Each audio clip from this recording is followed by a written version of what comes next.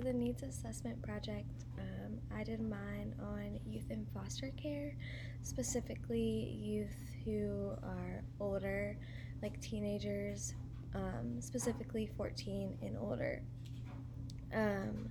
These youth are supposed to get services that are teaching them independent living skills, how to be on their own, how to provide for themselves, get a stable job, pick out a career that they would like to have and that they can support themselves in.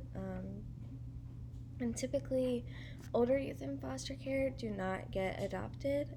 Unfortunately, most people who go into the foster to adopt cycle, they look for younger kids and babies because they want to have them their whole lives. And sadly enough, the younger kids don't have as much trauma and emotional baggage per se. So most foster parents go for the babies.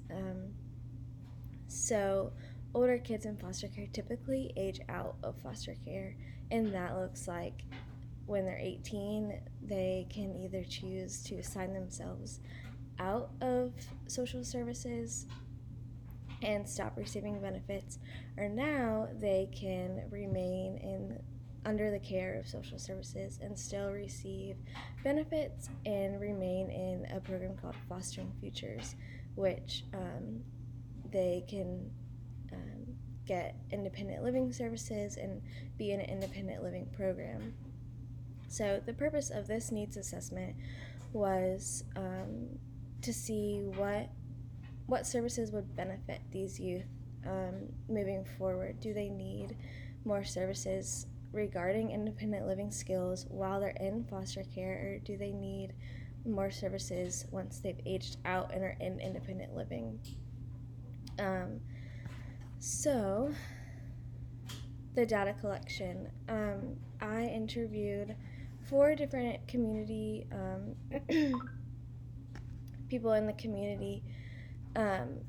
One being Katie Means, she works for DePaul Community Resources.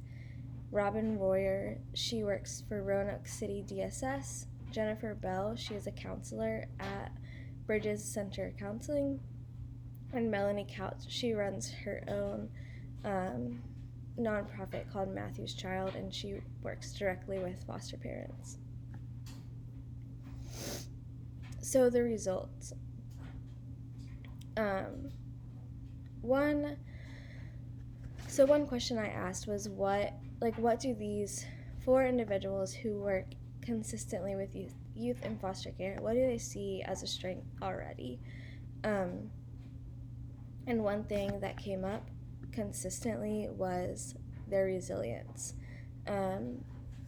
Youth in foster care are and have gone through so much in their lives, and they've seen a lot that most people don't.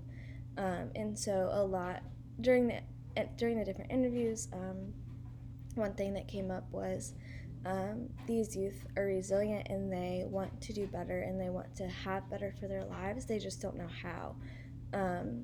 They have obviously gotten this far. It's just a matter of having someone to push them and to help them get one step ahead of where they are now. So bouncing off of that, one of the biggest challenges the youth face is how to have and how to overcome and get to a normal,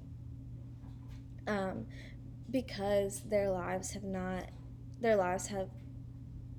ended them up in these situations and in foster care and not with their biological families.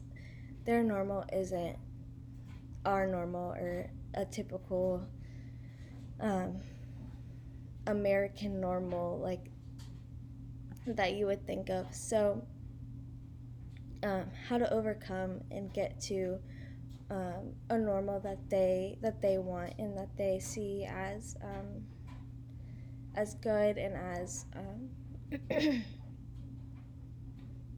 as productive, I guess, is a good word to use.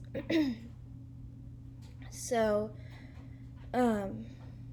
another question that was asked during the interviews was if you could do anything right now for these kids, like regardless of like services or whatever, of any hindrance or barriers, what would you do to serve this specific population? And 2 of the interviewees said time, like time spent with the youth, time invested in the youth is so important, because they've never had that. They've never had people investing in them and wanting to be with them and wanting to spend time with them. So consistency is important, and vulnerability is important, and that comes with time. So one thing that was harmful in this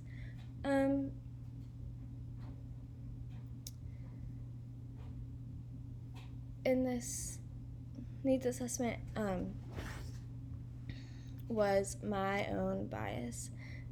I currently work at an independent living agency, and I found myself putting my own viewpoints and my own experiences into the questions and into what was being said. And so I think if I was to do a needs assessment in the future, I would not do it on something that I work with or that I do currently.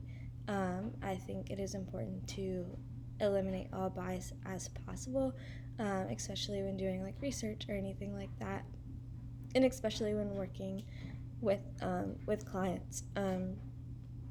So I think that was one big thing for me, especially because I care about these youth so much, and I think like my experience, it's not like undervalued or anything, but it should not have played a part in this.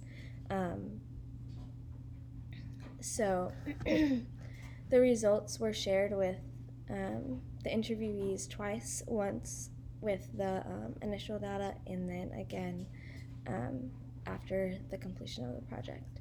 So I learned a lot throughout this needs assessment. It was interesting to see other people's viewpoints and just to gain a different perspective. So thank you.